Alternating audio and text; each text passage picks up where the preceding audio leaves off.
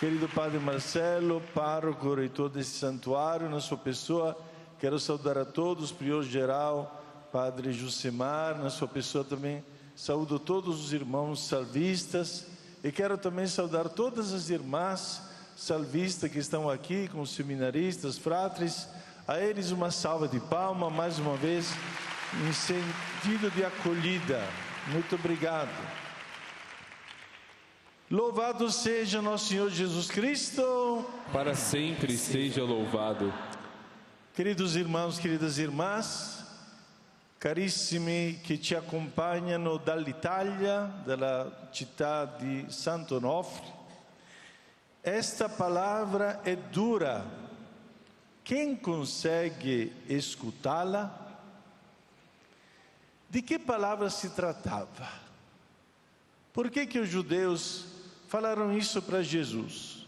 Murmurando. Normalmente, esta palavra de murmurar já é a segunda vez que aparece nesses últimos domingos. Murmurando, sempre não contentes. Jesus tinha falado nos versículos anteriores do capítulo 6 de João, tinha falado: eu sou o pão da vida. Quem comer deste pão viverá para sempre. É a minha carne, é o meu sangue.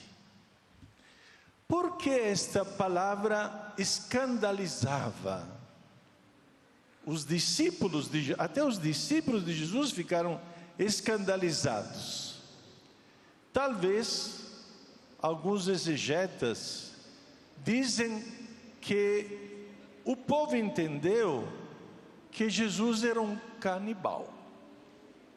Quem que come a carne de outro homem?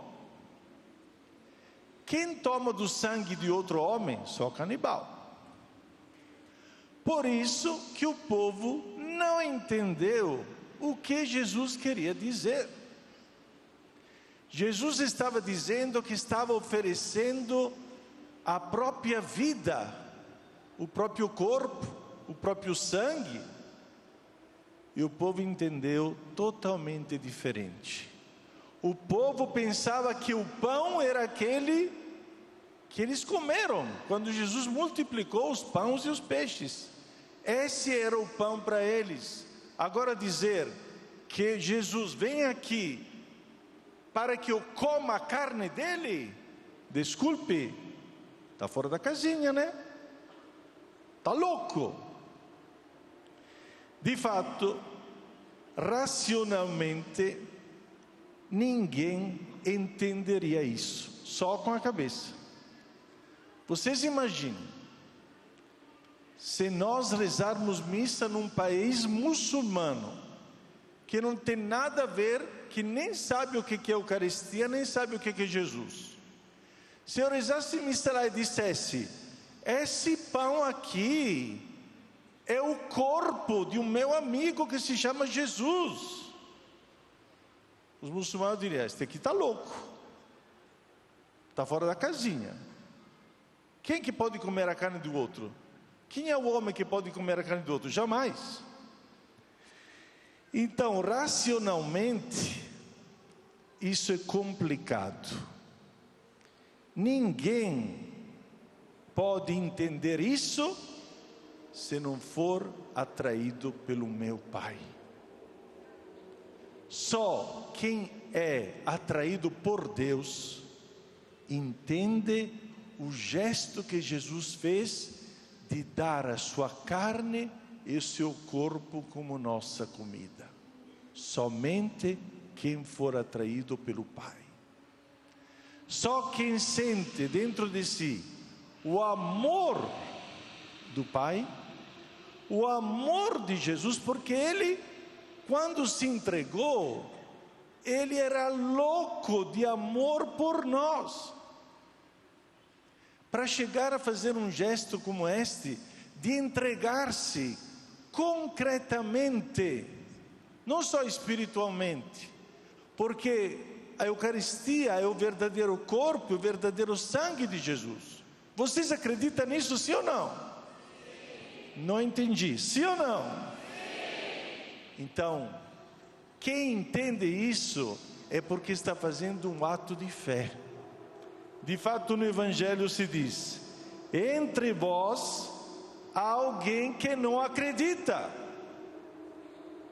Entre vós tem alguém que não acredita nisso, que eu me entreguei totalmente, que entreguei a minha vida, o meu corpo e o meu sangue. Para acreditar neste mistério, precisamos ter fé e ser loucos de amor para quem se entregou por nós. Repito, ser loucos de amor. E normalmente isso acontece quando, como aconteceu com esta loucura do Evangelho, aconteceu com o Padre Gilberto. Ele era tão louco de amor por Jesus que passava as horas em adoração a Jesus Eucaristia. Quantas visitas, depois dirá na sua autobiografia, quantas visitas eu fiz ao Santíssimo Sacramento?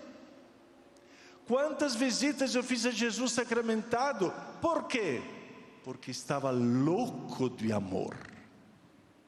Racionalmente uma pessoa diria: você está doido, vai lá na capela que não tem ninguém, tem só um pedaço de pão.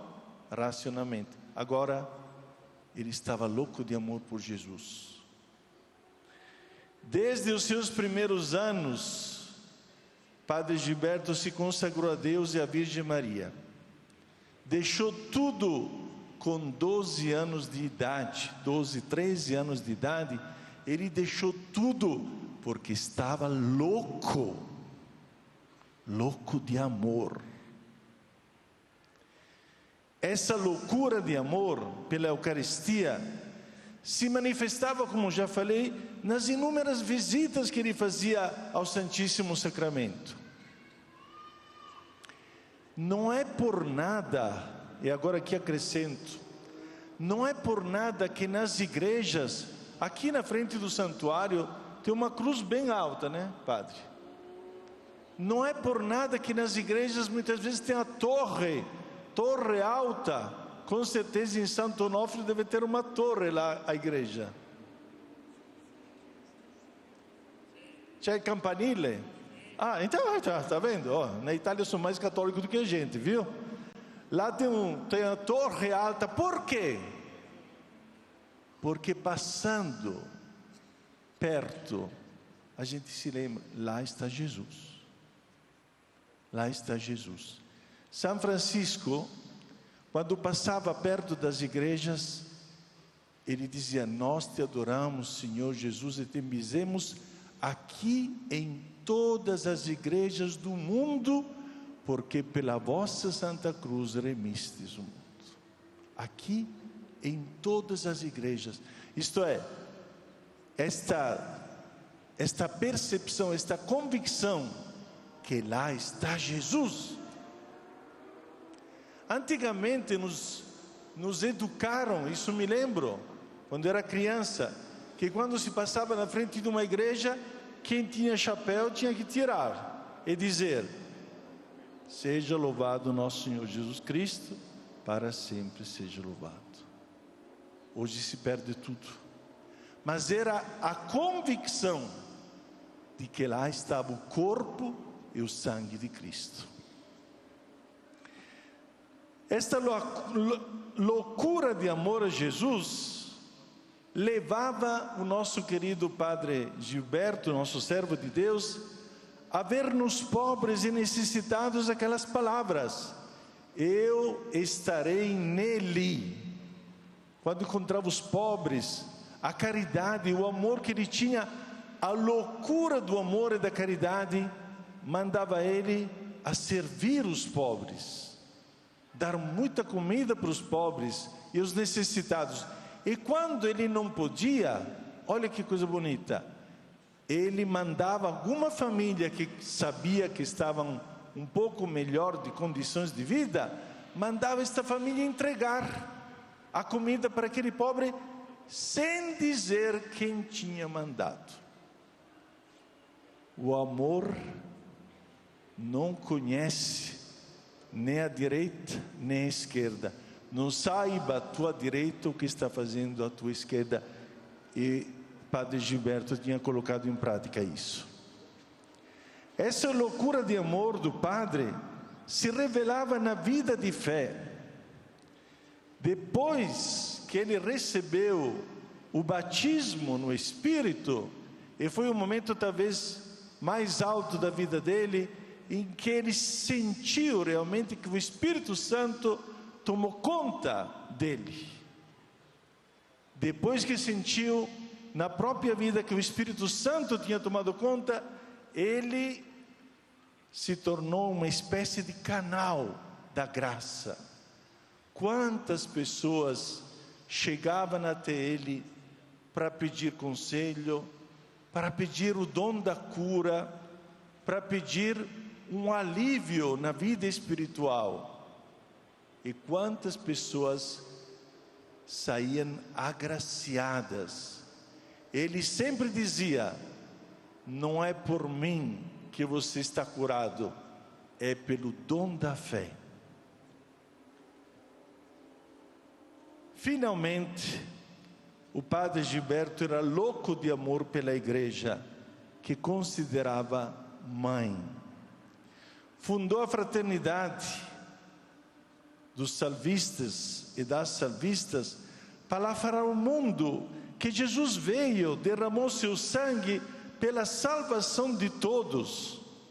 E os seus filhos e filhas teriam esta grande missão: anunciar o louvor de Deus e a graça da salvação para todo o gênero humano. Se chama Instituto Missionário porque eles têm esta grande missão: acordar a humanidade que Jesus morreu por eles, Jesus morreu por nós, Jesus veio nos salvar. Hoje, se nós agradecemos a Deus por ter nos dado este servo de Deus, é porque ele marcou a história. Ele deixou um sinal na história da igreja e na nossa história.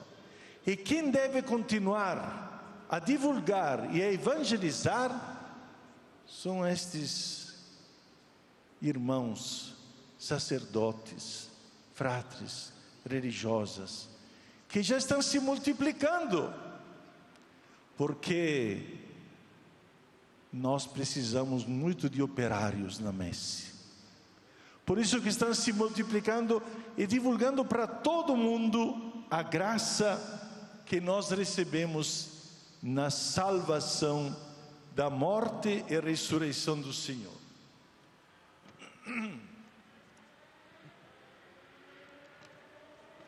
Padre Gilberto não foi poupado.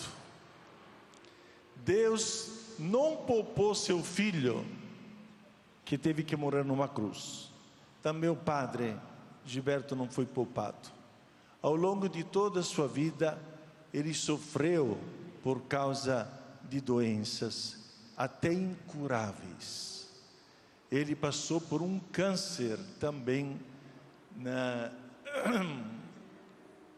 no sistema linfático. Passou e também foi curado pela graça de Deus. Mas no fim da vida, ele carregou a sua cruz, que foi uma cadeira de rodas, onde ele ficou praticamente pregado, como Jesus foi pregado na cruz. E vejam só, morreu como Jesus. Jesus morreu asfixiado, isto é, não tinha mais fôlego para respirar.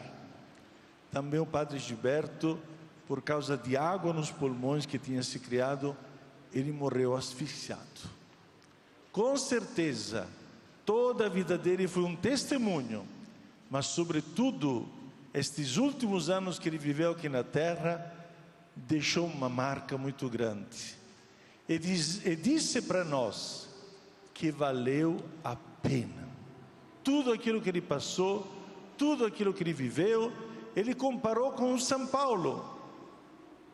Combati a boa batalha, mas conservei a fé.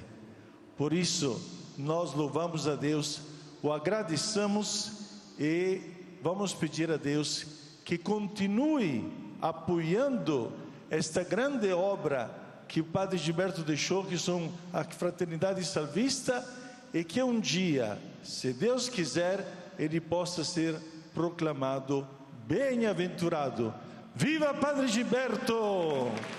Viva o servo de Deus! Professemos a nossa fé.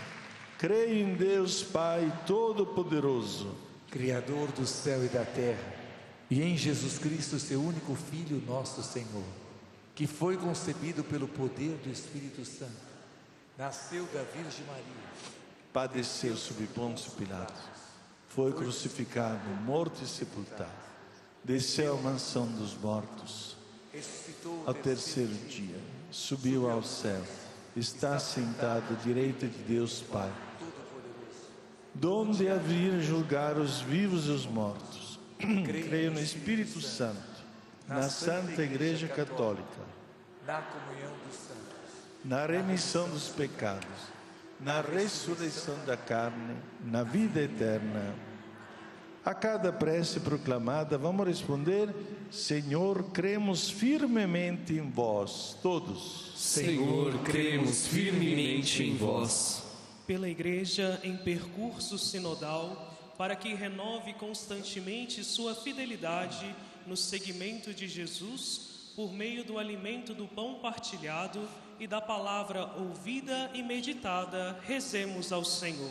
Senhor, cremos firmemente em vós. Pelos governantes, para que promovam iniciativas estruturais de valorização da dignidade de todas as pessoas e priorizem projetos que atendam à população mais sofrida, rezemos ao Senhor.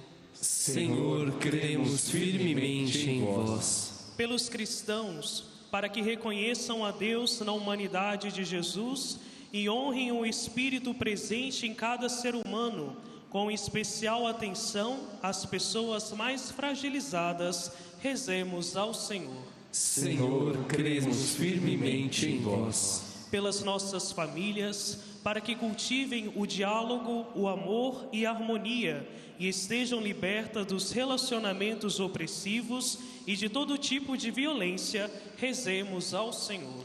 Senhor, cremos firmemente em vós. Pelos vocacionados aos vários serviços na comunidade, especialmente pelos catequistas, para que caminhem com perseverança e com alegria de saber que sua dedicação é o serviço generoso prestado a Deus, rezemos ao Senhor. Senhor, cremos firmemente em vós.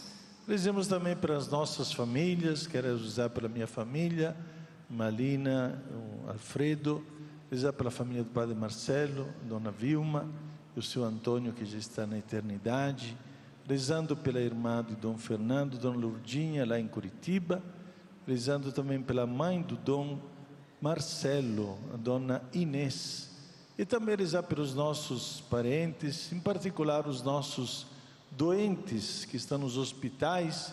Quero rezar em particular pelo meu amigo Luiz Ceola, lá de Palhoça, que está internado, mas acho que já está recebendo alta por ter sido submetido a uma cirurgia, rezando por todas as nossas intenções. E rezemos pela família da Fraternidade Salvista, aqui presente, que está trabalhando e atuando no mundo inteiro, para que reconheça sempre mais a inspiração do próprio fundador, o servo de Deus, a serem apóstolos e missionários do Evangelho. Rezemos ao Senhor. Senhor, cremos firmemente em vós. Tudo isso vos pedimos, ó Pai, por Jesus Cristo, vosso Filho, na unidade do Espírito Santo. Amém.